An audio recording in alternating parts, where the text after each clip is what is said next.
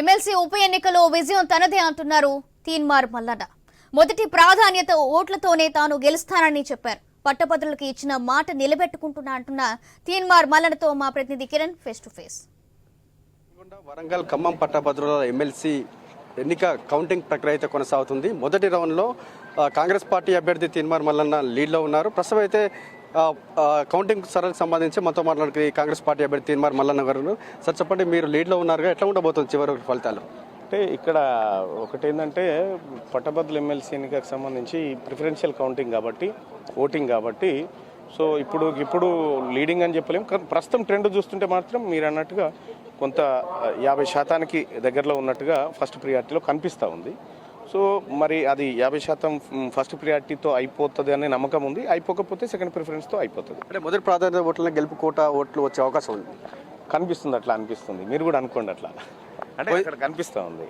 పోయినసారి ప్రభుత్వంపై పోరాడారు, ఇప్పుడు ప్రభుత్వంలో ఉన్నారు. అంటే పట్టభద్రులు అంటే ఆ ఎన్నికల ఈక్వేషన్ ఏముందంటే, అంటే తీన్మార్ మల్లన్నని ఎప్పుడూ ఒక ఫైటర్గానే చూసారు పబ్లిక్, కాబట్టి అది ఇక్కడ రిఫ్లెక్ట్ అవుతూ ఉంది. సో తీన్మార్ మల్లన్నని ఎప్పుడు చూసినా ప్రజలు ఒక పోరాటం చేసినోడు, ఒక యుద్ధం చేసినోడుగా చూసిండు.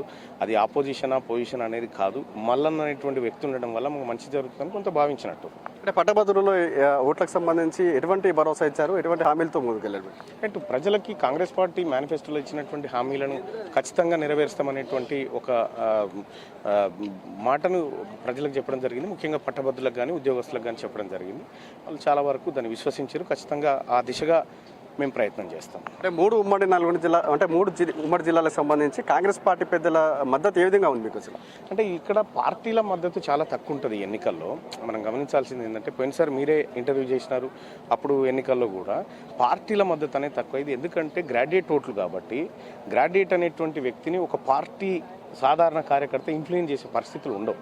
కాబట్టి ఈ పట్టభద్రులు అంటే మేధావులు వాళ్ళంతా, కాబట్టి వాళ్ళని ఎవరు ఇన్ఫ్లుయెన్స్ చేసేటువంటి పరిస్థితి ఉండదు. రాజకీయ పార్టీల ప్రభావం చాలా తక్కువ ఉంటుంది దీని మీద.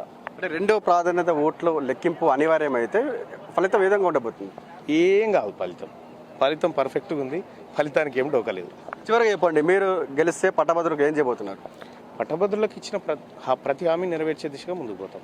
రైట్. తీన్మార్ మల్లన్న గెలుపుపై చాలా ధీమా వ్యక్తం చేస్తూ ఉన్నారు. మొదటి ప్రాధాన్యత ఓటు సంబంధించి ప్రస్తుతం అయితే తీన్మార్ మల్లన్న లీడ్లో ఉన్నాడు. ఇదే ట్రెండ్ చివరి వరకు కొనసాగుతుందనే ధీమాతో ఆయన ఉన్నారు. కెమెరామెన్ రాజుతో కిరణ్ ఐనస్, నల్గొండ.